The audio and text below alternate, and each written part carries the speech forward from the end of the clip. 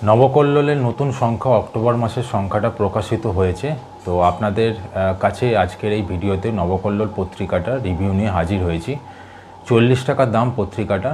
তো এবারের সংখ্যাটাতে প্রচ্ছদ নিবন্ধ হিসেবে কালীকথা একটা বিশেষ রাখা হয়েছে। এছাড়া যেভাবে সাজানো থাকে গল্প, ধারাবাহিক, উপন্যাস, অন্যান্য বিভাগ, সেগুলো একে একে রিভিউয়ের মাধ্যমে তুলে ধরব। ভিডিওটা অবশ্যই শেষ পর্যন্ত দেখুন। পছন্দ হলে পত্রিকাটা অবশ্যই সংগ্রহ করে নেবেন। তাহলে শুরু করা যাক। নবকল্লোল অক্টোবর 2025 সংখ্যা 40 টাকা দাম কালীকথা। তো সূচিপত্রটা দিয়ে রিভিউটা শুরু করব কি রয়েছে এবারের সংখ্যাটিতে।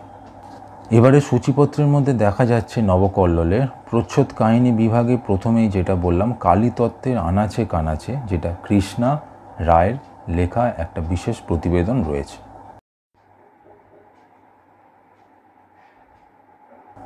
এবং তার সঙ্গে সঙ্গে কালীঘাটের দেবী কি সত্যিই মা কালী, এটা নিয়ে হরিপদ ভৌমিকের একটা বিশেষ প্রতিবেদন রয়েছে প্রচ্ছদ কাহিনী বিভাগে।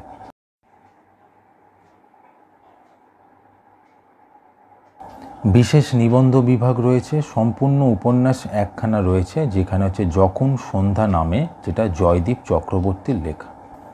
ধারাবাহিক দুখানা চলছে, আমার সময়, যেটা সঞ্জীব চট্টোপাধ্যায়ের লেখা, এবং অবশ্যই শ্রী চরণেশু ইতি সারদা, যেটা চঞ্চল কুমার ঘোষের লেখা। 4টে গল্প দেওয়া রয়েছে এবারে, যার মধ্যে হিমাদ্রি কিশোর দাশগুপ্তর প্রথম গল্প, যেটা হচ্ছে তারা দেবী।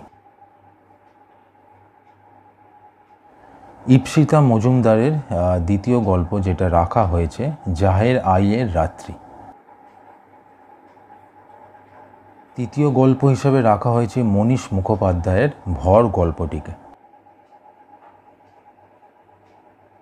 এবং চতুর্থ গল্প হিসাবে রাখা হয়েছে অন্নদা গল্পটিকে, যেটি তমগ্ন নস্করের লেখা। এছাড়া ফিচার বিভাগ রয়েছে, 3খানা কবিতা রয়েছে শুভঙ্কর দাস, শশাঙ্ক দাস বৈরাগ্য এবং অশোক তরু চ্যাটার্জির লেখা। ভ্রমণ বিভাগ রয়েছে, রান্নাবান্না, শরীর ও স্বাস্থ্য বিভাগ, স্মরণীয় ব্যক্তিত্ব বিভাগ, তারপর আইনের দরবারে, নিয়মিত অন্যান্য যা বিভাগ, এবং জ্যোতিষ বিভাগ। তো এই হচ্ছে এবারের নবকল্লোল পত্রিকাটা সূচিপত্র, যেটা আপনাদের সামনে রিভিউয়ের মাধ্যমে আমি তুলে ধরলাম। কেমন লাগলো নবকল্লোল পত্রিকাটা?